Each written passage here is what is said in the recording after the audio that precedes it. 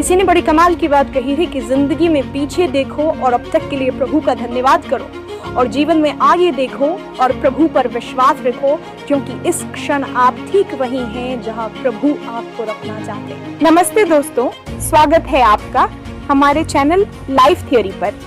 कि अगर मैं नहीं होता तो क्या होता? हनुमान जी के मन में भी प्रश्न, ये शंका आ गई कि मैं ना होता तो क्या होता। हनुमान जी जब लंका में आग लगाने के बाद जब वापस आए और आकर के प्रभु श्री राम के पास पूरा वर्णन बता रहे थे, उनको बता रहे थे कि क्या किया। तो उन्होंने कहा कि मैं गया था लंका माता सीता जी से मिलने के लिए, मुझे तो पता ही नहीं था कि ये सब कुछ हो जाएगा, लंका में आग लगा दूंगा, मुझे कुछ पता नहीं। मैं लंका में पहुंचा तो माता सीता को जो ढूंढ रहा था कि कहाँ मिलेंगे। मैं थक हार चुका था। तब मुझे वहां पर एक संत के दर्शन, अब तक तो मैं सोचता था कि भारत में ही जो है संत मिलते हैं, मुझे लंका में संत के दर्शन हुए। और मैं तो सोचता था लंका निश्चर निकर निवासा, यहाँ कहाँ सज्जन करवासा। लेकिन वहाँ संत विभीषण ने दर्शन दिए और मुझे उपाय बताया कि अशोक वाटिका में आपको जाना है, कैसे पहुंचना है वो सब बता दिया। तब प्रभु मुझे भरोसा हुआ कि आपकी प्रशंसा करने वाले, भक्ति करने वाले विश्व भर में और संत जन विश्व भर में मिल जाए।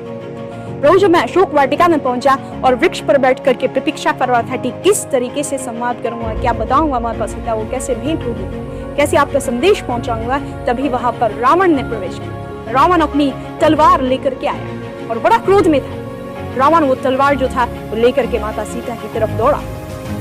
मन में ऐसा जोश आया कि अभी जाकर के इसका जो है वध कर देता हूँ, इसी तलवार से इसकी गर्दन काट देता हूँ। लेकिन तब मैं क्या देखता हूँ कि भगवान रावण की पत्नी रानी मंदोदरी ने आकर के रावण का हाथ थाम लिया, उसे रोक दिया और कहा, नहीं, ये गलती आप नहीं करें। जब प्लान तो सोचा था कि मंदोदरी तो प्रसन्न होती कि बीच का जो रास्ता था साफ हो गया, मैं ही रानी रहूंगी, उसका तो भाई मिट जाता।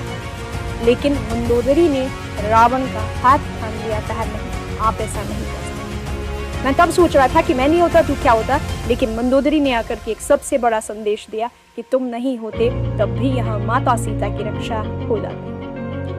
प्रभु जब रावण के सैनिक मुझे लेकर के जा रहे थे तो अभी मेरे मन में बहुत कुछ प्रश्न उठ रहे थे। पहले मैंने सुना कि त्रिजटा नाम की एक और संत भी वहां जो कह रही थी कि एक बंदर आया है और लंका में आग लगाए। मुझे समझ में नहीं आ रहा था कि ये संत वाणी कहाँ से आ रही और ये कैसे जानती हैं कि मैं यहाँ पर आग लगाने आया हूँ, ऐसा तो कुछ होगा ही नहीं। लेकिन जब रावण के सैनिक मुझे लेकर के गए रावण की सभा में और वहां पर मुझे बांधा जाने लगा, तो मैंने खुद को छोड़ दिया। मैंने कहा, नहीं, अब कुछ नहीं करूँ, मैंने करके सब देख लिया, अब जो है बंद करके देख लेता हूँ। मुझे बांध दिया गया। रावण के सैनिक आए मेरी तरफ मुझे मारने के लिए, तब भी मैंने खुद को बचाने का तनिक भी प्रयास नहीं किया, चेष्टा नहीं, क्योंकि मुझे पता था आपका जो निर्णय है, जो आपकी युक्ति है, जो आपकी योजना है, वो मेरी समझ से ऊपर है।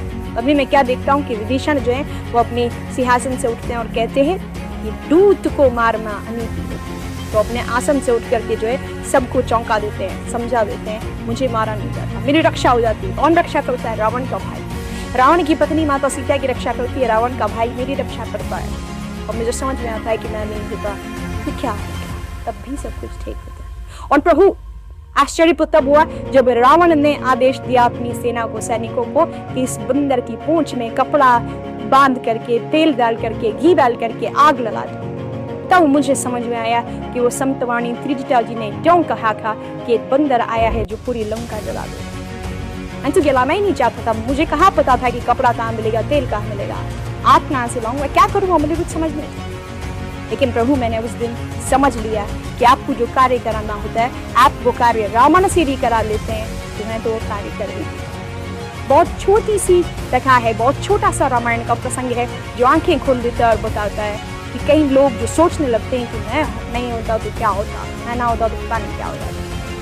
आप नहीं होंगे तब भी सब कुछ ठीक रहेगा, आप हैं तब भी सब कुछ ठीक रहेगा, क्योंकि हम सब निमित्त मात्र हैं। प्रभु ने हम सबको अपने अपने किरदार में भेजा है, इसीलिए ज्यादा सोचना बंद कीजिए। दोस्तों, कैसी लगी आपको हमारी आज की वीडियो? कमेंट करके जरूर बताएं। और अगर वीडियो अच्छी लगी हो तो लाइक करें और ऐसी ही वीडियो देखने के लिए चैनल को सब्सक्राइब करना ना भूलें।